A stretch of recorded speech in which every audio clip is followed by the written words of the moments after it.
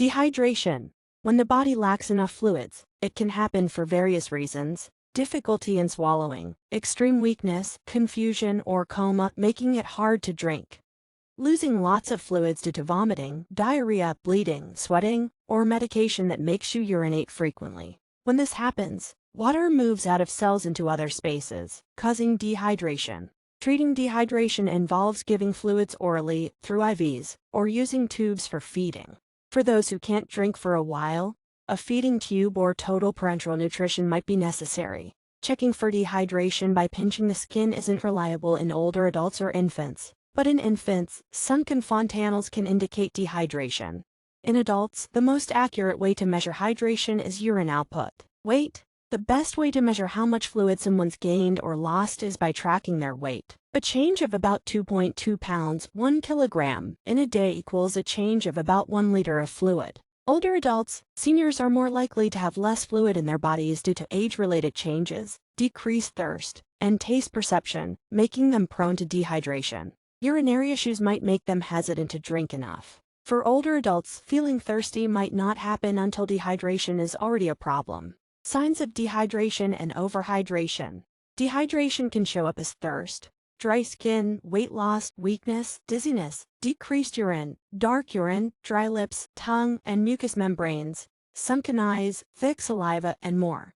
Overhydration, on the other hand, might lead to weight gain, a slow pulse, high blood pressure, swollen tissues, and possibly lung sounds when listened to with a stethoscope. Orthostatic hypotension,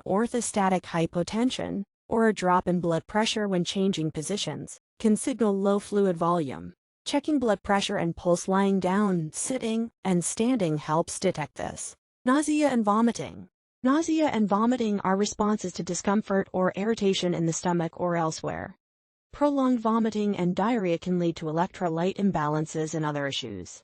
Treatment includes antiemetic drugs, keeping the patient from eating until vomiting stops, and gradually reintroducing clear liquids and then solid foods. Diarrhea can cause dehydration and nutrient loss, and treatment involves resting the stomach, gradually reintroducing foods, and medications depending on the cause. Edema and electrolyte imbalances. Edema or fluid retention can happen due to various reasons, including heart issues or changes in capillary pressure. Electrolyte imbalances, like low sodium, hyponatremia, or low potassium, hypokalemia, can cause serious problems and might need dietary changes or supplements. High levels of these electrolytes, hypernatremia or hyperkalemia, can also be dangerous, affecting cell function and potentially causing heart issues. Excess fluid volume. Sometimes the body holds onto too much water, usually in the spaces outside the cells. This can happen if someone receives fluids too quickly through IVs, drinks more than they can get rid of, or has issues with eliminating fluids due to conditions like kidney failure. When this occurs, it can lead to water intoxication. Problems with eliminating fluids, such as in renal failure, are a significant cause of excess fluid volume. Detecting excess fluid can be done by checking the hematocrit, which measures the percentage of red blood cells in the blood. If there's too much water, the hematocrit might be lower than normal due to dilution. Urine concentration, measured through specific gravity, can also give clues about fluid levels. Edema. Edema, the buildup of fluid around cells, can cause swelling in various parts of the body, like puffy eyelids or swollen hands.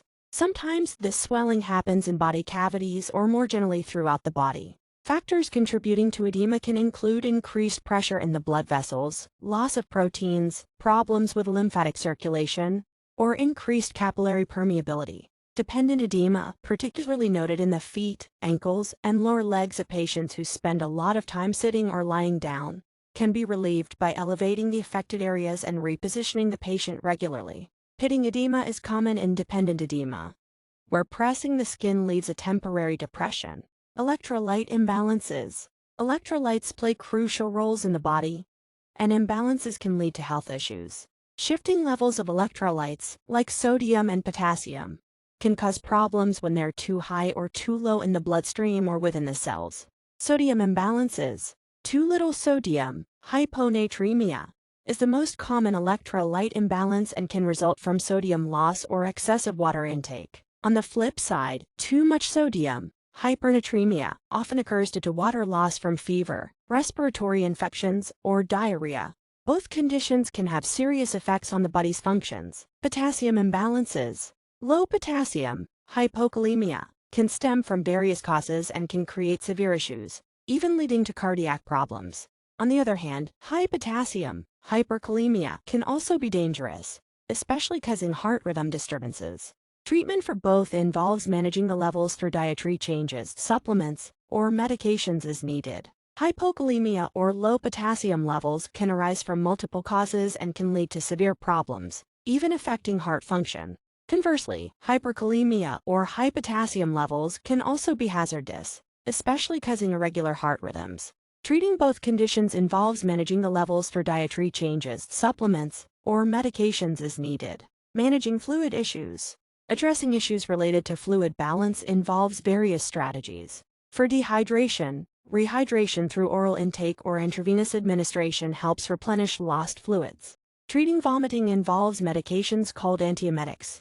And for diarrhea, it's essential to give the intestines and stomach a rest, then slowly reintroduce liquids and a gentle diet.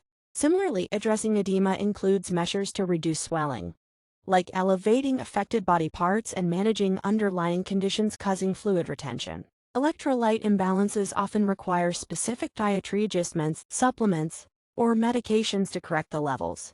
Understanding these conditions and their symptoms allows healthcare providers to intervene promptly, ensuring appropriate treatment to restore the body's fluid and electrolyte balance, thereby preventing further complications.